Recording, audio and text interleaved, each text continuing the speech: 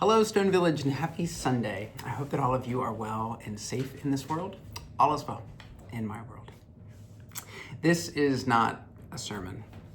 This is a short reflection as we approach the dawning of a new year. One of my least favorite stories in the gospel is the account of Lazarus's resurrection. Too many loose ends, too many questions around why Lazarus and why not others. And yet, one of my favorite lines from the Bible comes from the story of Lazarus, his resurrection. It's the final sentence in the story, spoken by Jesus. As Lazarus is walking from the tomb, Jesus says to those gathered, "Unbind him and let him go." Unbind him and let him go. I love that line. Jesus is speaking of Lazarus's burial clothes, removing the wrappings that bind his life to death, to the grave.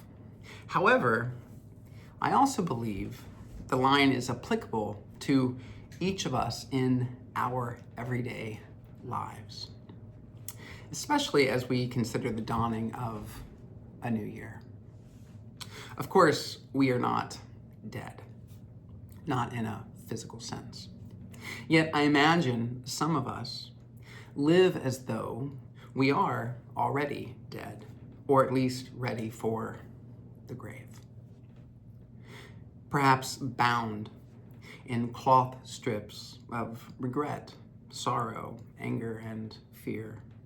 Perhaps governed by habits and behaviors and thought patterns that do not nurture life, offer growth, or cultivate meaningful relationship to self, to other, to God. Now, maybe you like the cloth bindings of your life. And I acknowledge change is almost always hard. It's much easier to accept what is familiar, what is comfy and void of challenge.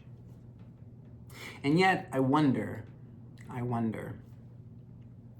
what would it mean for you, your life, to be unbound?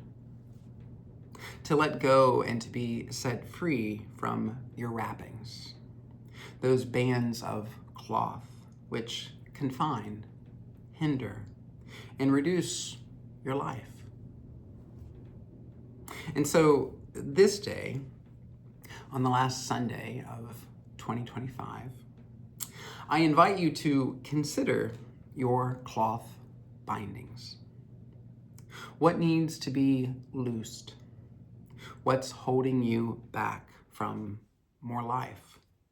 What's restricting your growth?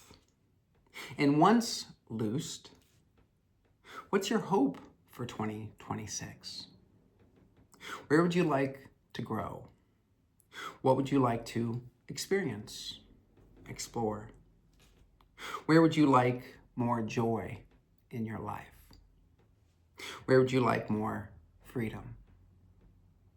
Where do you need healing? Contemplate those questions.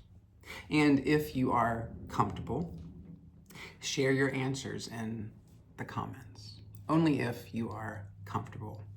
Or if you would prefer, you can send your answers to me directly in a private direct message.